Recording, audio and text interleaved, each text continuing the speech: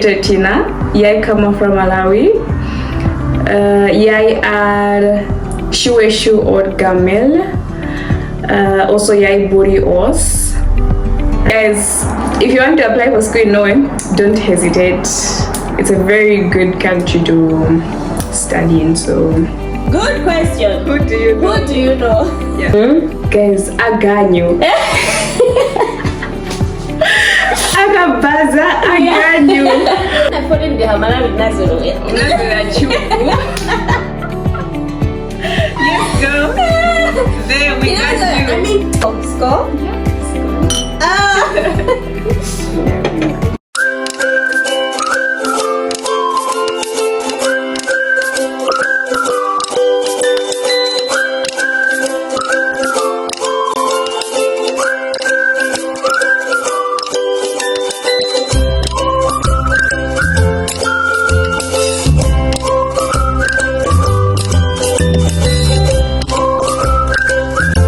Hey guys, welcome back to my YouTube channel. If you're new here, my name is Rebecca and welcome to the Lead Squad, where we do nothing but light up the world, honey, and help you regain your confidence.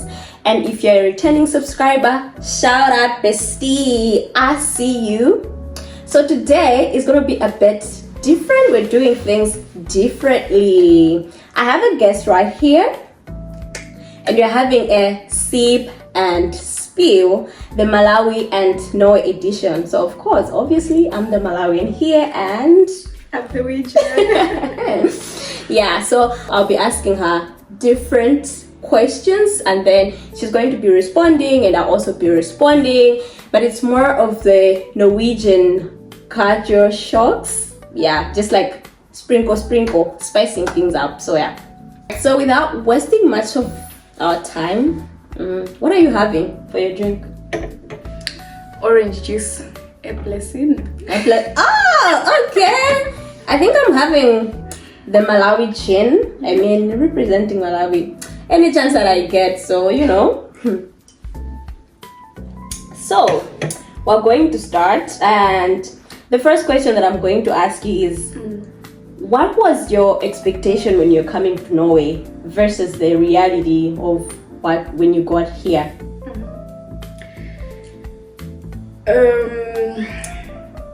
Okay, the first thing that people would say when they heard that I was coming to Norway was, it's so cold. How are you going to survive? Yeah. It's very cold in Norway. So I think that's one thing that I was mentally prepared for, the weather. So when I came here, the winter was really harsh. Yeah. I arrived in fall, so at least I had to like slowly transition from fall to winter. So even though people describe it as being one of the harshest winters in Norway, that really didn't shock me because I had already prepared myself for it mentally, since a lot of people warned me that Norway is like one of the coldest countries. So even though it's very cold, the weather didn't really shock me, but maybe how you interact with people, that was like a very big shock. Yeah. Guys, to be honest, I consider myself someone friendly, right? Like, Yeah. I find it very easy to start a conversation with someone. Yeah. And when I came here, that's something that really surprised me. It's very hard to make friends. Like, you can easily talk to people, but then making friendships, like, you know, someone you can count on, someone you can go out and just hang out with. Yeah. Whew, guys, that's an extreme sport. So I think that's something that I didn't expect. And you know, the funny thing is, when you want to make plans with a friend, I can't just come and be like, oh, are you free on, let's say, Friday? Yeah. Someone will be like, okay, no, we need to plan maybe 2 months in advance. Yeah. And then they add it to the calendar. I don't think we have such things in Malawi. No, you can don't. Randomly just show up at someone's place like, yeah, surprise. I came to greet you. Yeah. People will be like, who invited you? First of all, you can't just invite yourself. Yeah. Oh my god. How did you handle your first winter, and what are some of the stories about some of the embarrassments during winter that you're like, oh my god, did you fall? Let's hear it. I almost did, girl. I almost did. Okay, so now how you perceive winter when you're in Malawi. You know how June is in Malawi, guys? It's cold, but then it's actually like June now and people are complaining, right? So when you come here, of course, you're like, June is nothing. Yeah. But then in June, you know how you can just have, let's say, a hoodie and a bomber jacket. Yeah. And you probably don't need a scarf. And you're good, right? So I carried those stuff and brought them here. Yeah. And guys, I never even wore half of the clothes that I brought because they weren't warm enough. They weren't warm enough. So I ended up going winter shopping with a friend, and I had to buy this big waterproof jacket. If I told you guys the cost, and if you converted it, let's hear it. It was like 1,500 NOK for like a proper Norwegian jacket. One jacket? Exactly. But then at the same time, I was like, okay, I'm here for long, so good investment. Let me just sacrifice and get it. The good thing about winter, though, you can wear the same clothes without people noticing that you have the same outfit, you know? Yeah, true. Because you have, let's say, 2 layers inside, and then you have this big jacket, and no one is going to notice that. Yeah. You know? People actually don't care. They'll just dress anyhow as long as they're moving on with their day. That's fine. Yes, it's different from Malawi, where I feel like we care too much about how we look. Yeah. I can't just wear anything and go out to game complex. I feel like, what if I meet someone I know, you know, and I really need to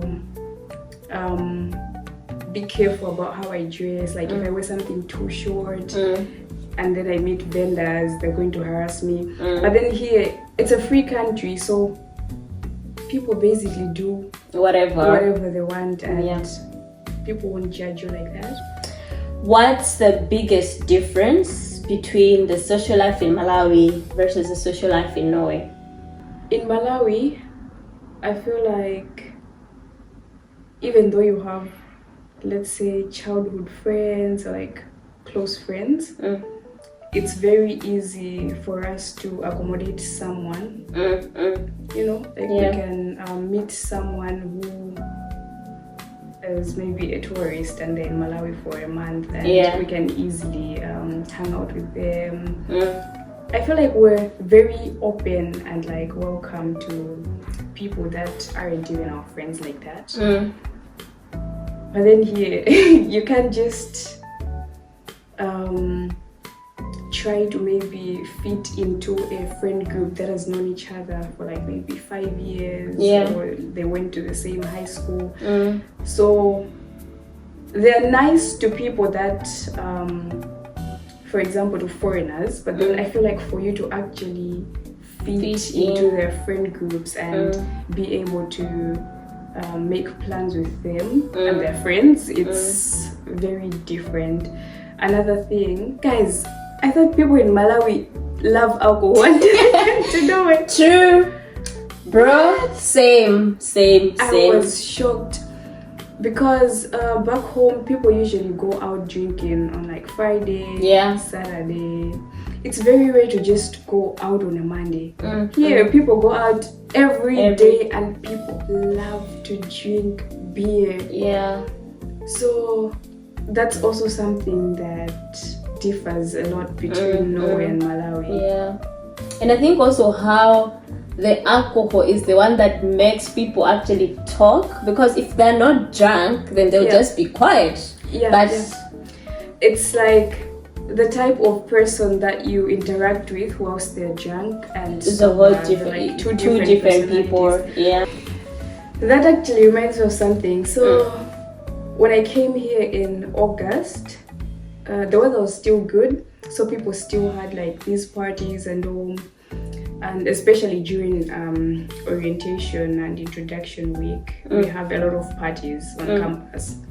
So you know, me being me, social and all, I was there chilling with people. Yeah.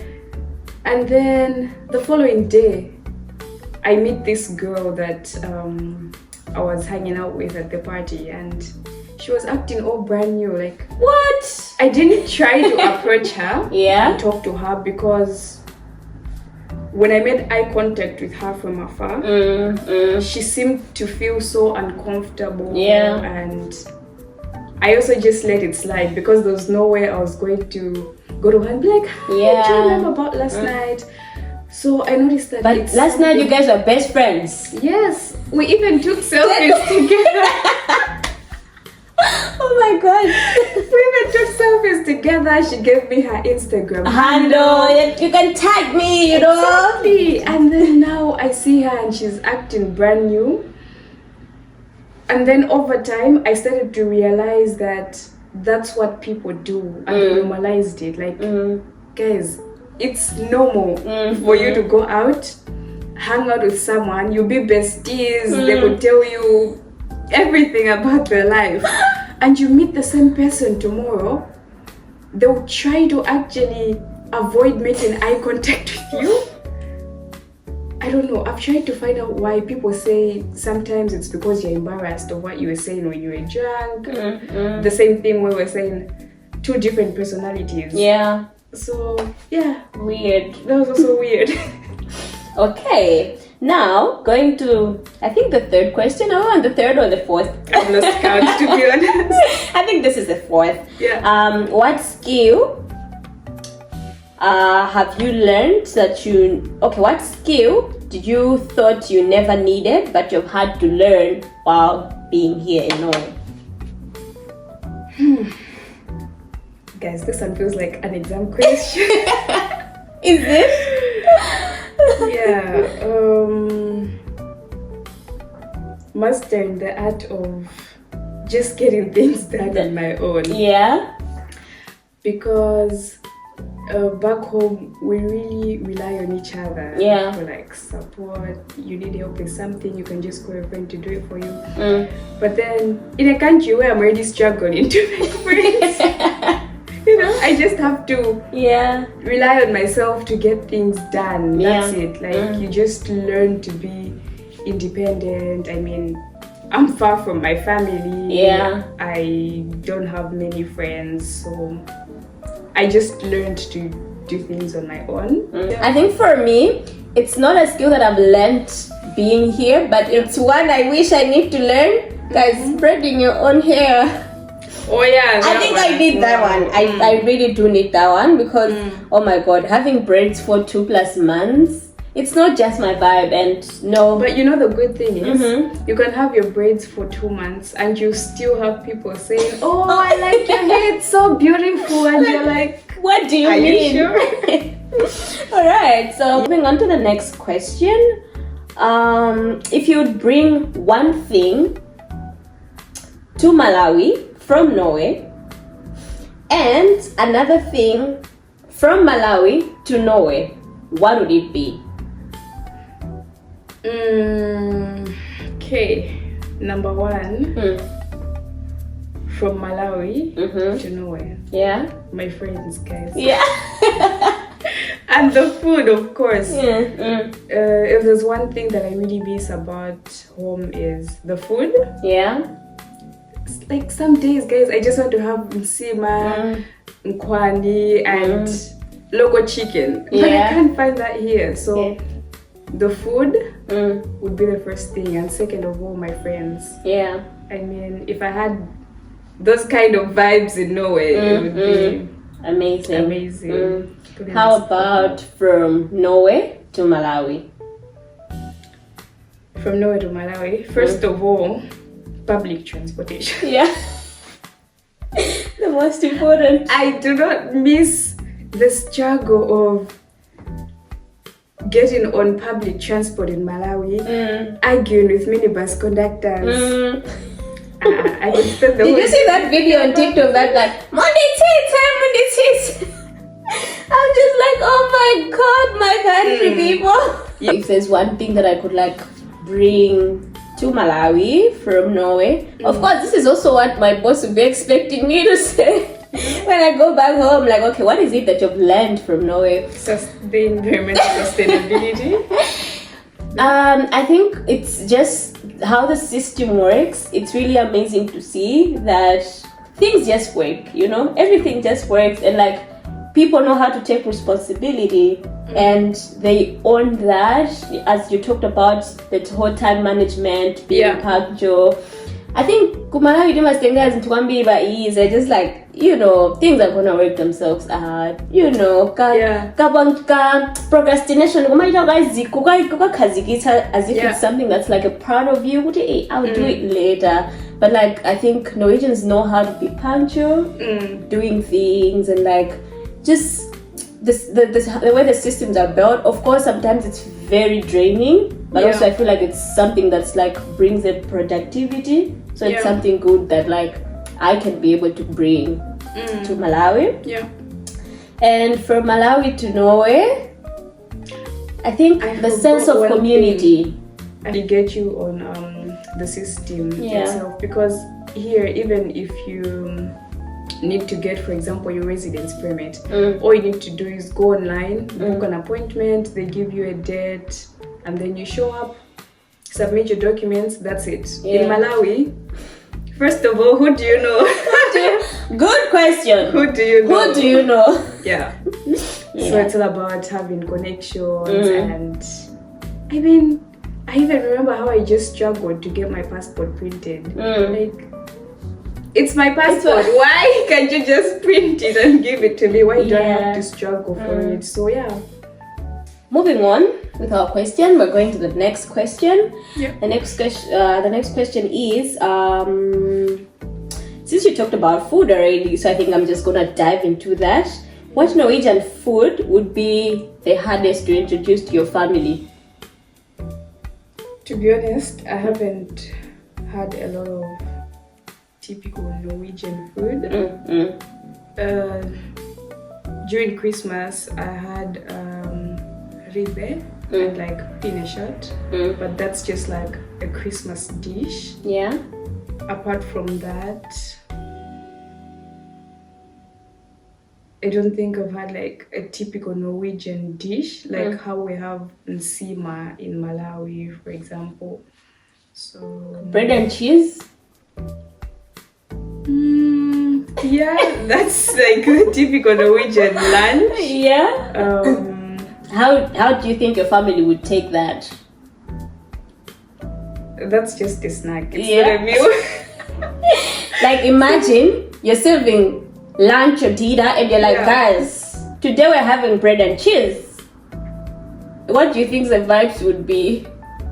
It would be so weird. Everyone would just look at you like, what?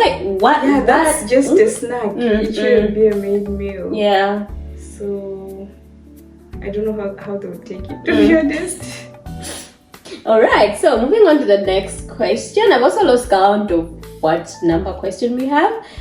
But we have like 15 questions, so The other question is, when did you realize you were becoming Norwegian? When I started to dress like a white girl.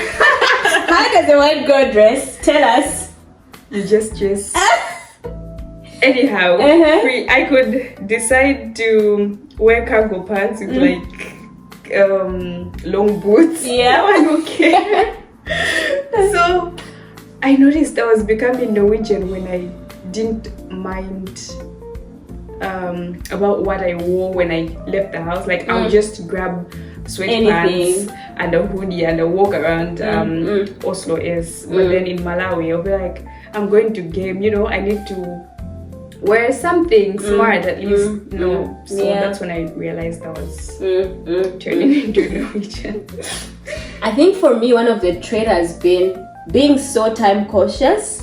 Oh yeah, that as well. If I'm like, say someone says we're supposed to meet at 15, and also the use of 15, 16, 17. I don't think that's something that we usually use in Malawi. Yeah. So that's like, oh, okay, I'm now doing this. And if the meeting, let's say, starts at 16, at 15:45, I'm already panicking. Yeah. Because I'm like, I need to be there on time, you know? So I think it's just something that subconsciously happens. And then the whole use of Oh yeah, that as well. like you just find yourself saying and doing that without like actually noticing that you're actually doing that. Yes, that's true. So moving on to the next question. What Norway values do you appreciate most that differs from Malawi? The first one would be trust. Yeah, this country is based on trust. Yeah. And honesty. The second thing would be safety.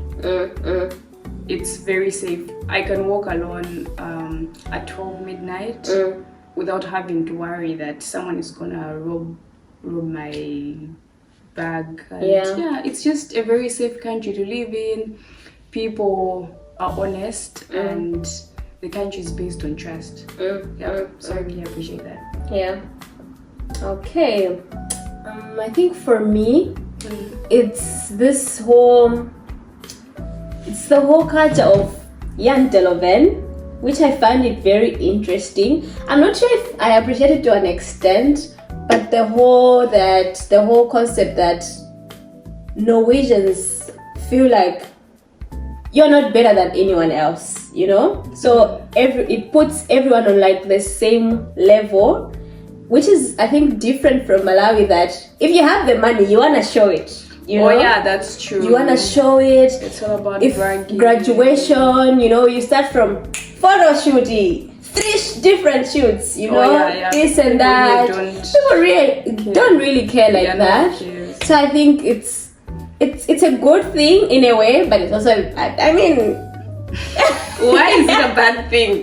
How is it a bad thing? Tell us. Okay, it's not really a bad thing, but I mean, when I fall in the Malawi Nazaro, yes, girl. There we got you. I mean, we love everyone to celebrate. should know that you have an iPhone 16 Pro Max. No, but I mean, Malawi is already depressing as it is. Yeah. So it's like good to celebrate your small wins. So it puts you in a level where you're just reflecting on, I've been able to achieve this, and you share that with people, and it also serves as an inspiration. Whilst it's like, guys, maybe it's just the Malawi me talking, but don't you think it's a good thing? I mean, what do you feel about janteloven? You're asking the wrong person, because now I have also started to adapt to the Norwegian culture, right? Yeah. Okay, moving on to the next question. What's your that's so Norwegian moment? There are probably a lot, but if there's one that still shocks me, is how men take responsibility in raising children, to the extent that a man can take a 1-year-old baby to the bar with him in a stroller, and then he'll be there sitting at the table with like 5 other friends, whilst he's also babysitting. You know, it's something so strange. You'd never find someone in Malawi doing that. Yeah, true. So yeah, that still shocks me. Like each time I see a man babysitting whilst also hanging out with his friends at a bar, I'm just like, wow, you guys really normalize this. So it's very interesting. Yeah. I think for me it's been generally the Norwegian activities. Like it's winter, it's freezing cold, and people are going swimming. Yeah. Is it making sense? I think we have a different perspective of fun. Yeah, true. That's so true. Because people here like to go on walks, like in the forest, and I mean, in Malawi, how often do you go out and just meet someone, maybe in the forest, just appreciating nature? What exactly are you doing in the forest? So that's a Norwegian thing, exactly. What's in the forest? How often are you going in the forest now? Let the people know. How often are you going in the forest now? To be honest, I just do walks around the neighborhood, but I don't go in the forest like my friends do, of course. So, of course, I'm slowly becoming Norwegian, but not to that extent. Okay, what's that thing that if you actually do, your friends back home are going to be like, what are you doing? You know? They'll look at you and be like, ha, we've lost her. Who is this girl? First of all, what is she doing? I already posted a video the other day where I was dancing with the Norwegian and my friends were like, you know what? We've lost you. We've lost you.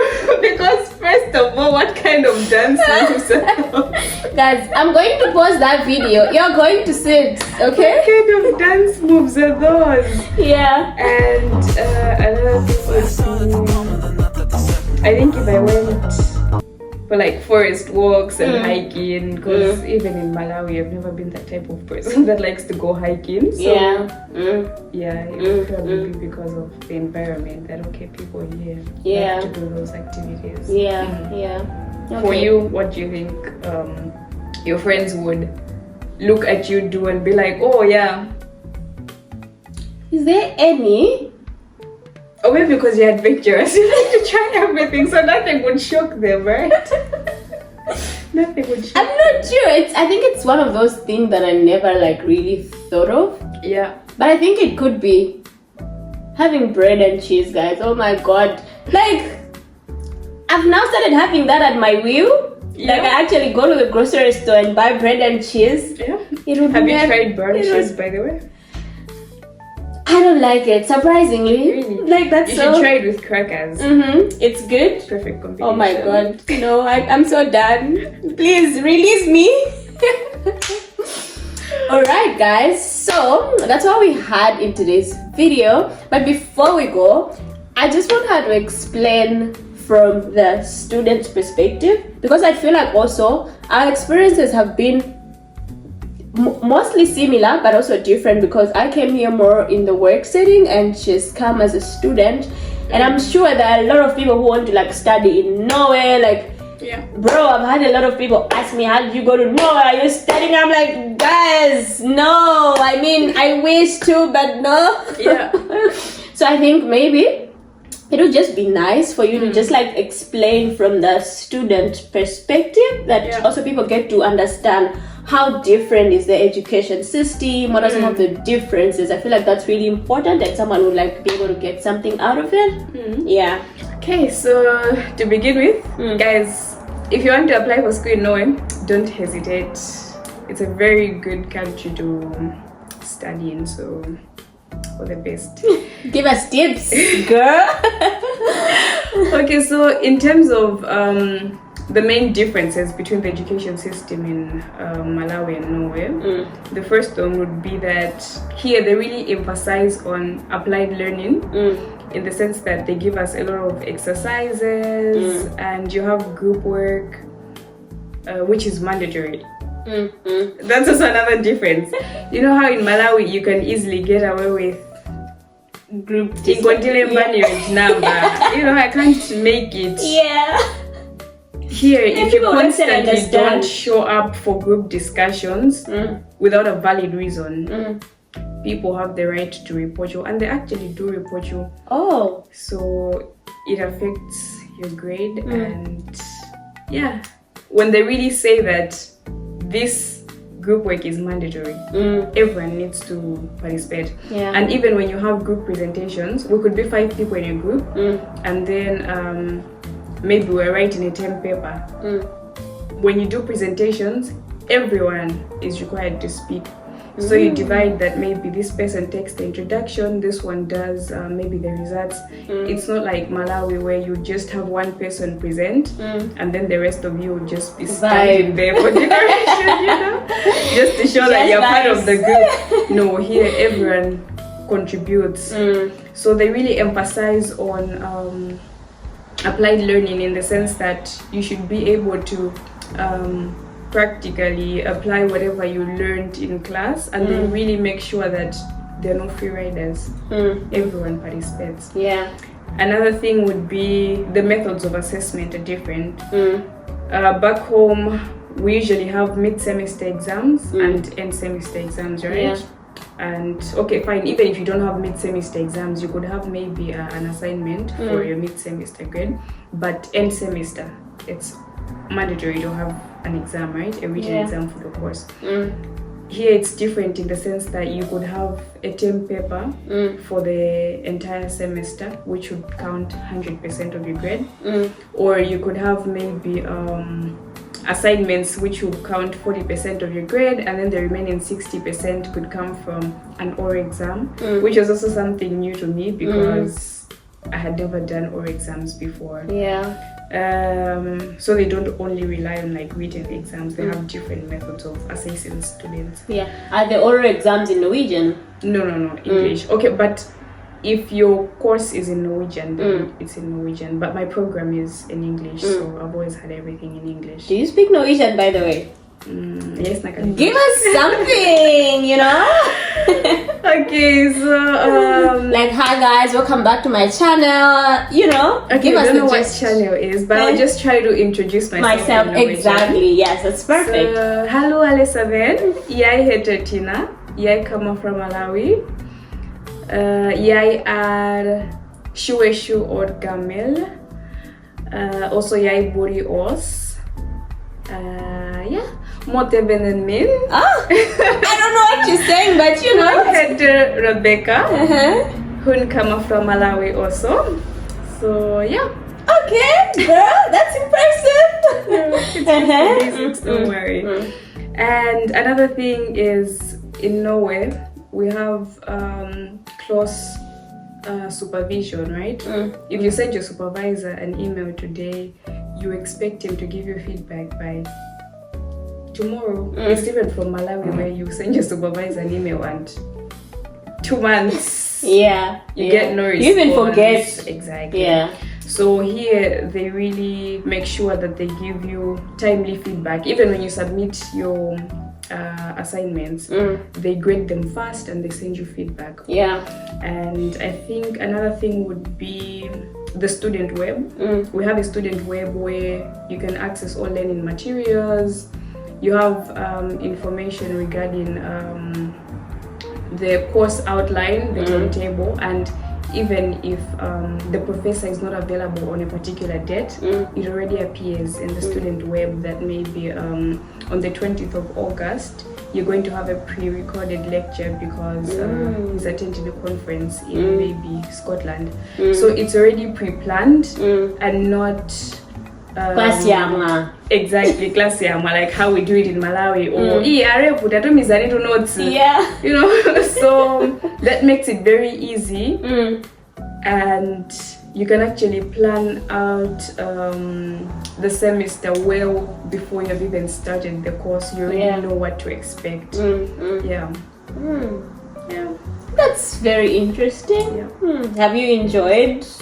Yes, I certainly have, and it's been a wonderful experience. It would take us a whole sip and spill session just for me to explain how my journey has been, what I struggled with, what I really appreciate. But in general, it's been a good experience. I'm very certain people would actually love that. Guys, please do comment down in the comment section below if you'd want to see Tina back on the channel. Alright, go. So you have been, as long as I have more juice. More juice, like you have ordered. More episode, is that what you say? Alright, so I think it's now getting interesting because now I have like so many questions that I want to ask, and I'm sure also the people are interested in knowing. You've been here for like 2 years now. How is the dating life? Are you dating? Like, tell us. We would like to know. We want the tea. Okay, so yes, I'm dating. I have a Norwegian boyfriend. Okay. So the dating life is so different from Malawi. You know how in Malawi I could just dress good and just be the girl at Cafe 92, right? Minding my own business, and someone could just approach me and be like, oh, hey, you look so pretty. Can I have your number, right? Then it's up to me to either give them my number or say, oh, no, sorry, I'm not interested, right? Yeah. But here, guys, I don't think people meet people like that. Like, you can't just go out and have someone walk up to your table and be like, oh yeah, you look pretty, can I have your number? Or maybe they send a waiter to tell you that maybe they're interested in you, like how we do it back home. You know that thing we see in movies, where you could be sitting on the train and then maybe you accidentally drop something and then a gentleman shows up and they pick it for you and they give you, and then you know the conversation starts there. I don't know, maybe some people do it that way, but no. Because I also have friends, right? And I'm not only saying this from my perspective, but from the experience as well. It's very hard to just meet someone like that. So we meet people through dating apps. You basically create a profile, and yeah, that's how you match with people, and then you go on dates, and then that's when you decide if you wanna have more dates, and then from there, after I've had like maybe 3-4 dates, that's when you're like, okay, I think I like you enough. Yeah, we can make this official and be in a relationship. But isn't it like hectic though? I mean, like getting someone with from a different race, there's so many differences. Like, how is it? Is it fun? Is it hectic? Is it like, how do you feel about it? Okay, so I'm not gonna lie, the cultural shocks also apply to like dating shows. So you know how in Malawi we're raised in a community where you not only think of yourself, but the people around you also. Yet here everyone just, you know, does their own thing. I mean, you're on your own. That's it. So those values that we have, you now need to start explaining how you were raised, your values, and they also have different values here. So for you to actually get to a point where you understand how that person was raised, and you also understand that how they behave is also influenced by the environment that they've been raised in, right? So yeah, it's something that you just learn to accept, that okay, this is how this person was raised, it's because of their culture, it's something I can't change. So it's more about understanding one another. But yeah, it requires patience. A lot of patience. Alright, I think this is the end of our sip and spill. Thank you so much, Tina, for joining me today. It's really been amazing. It's been wonderful just to like hear all things about Norway from a whole different perspective. And I'm so glad to hear all that and see that you're actually enjoying Norway. And I'm sure all these people have really enjoyed too. Yeah? I hope so. Thank you guys for reaching this far. I hope to see you guys in the next video. Do not forget to subscribe, hit the like button, and if you find anything productive and worth sharing with your networks, do not hesitate to do so. Otherwise, I hope to see you in the next video. Bye. Bye. Cheers. Skull. Skull.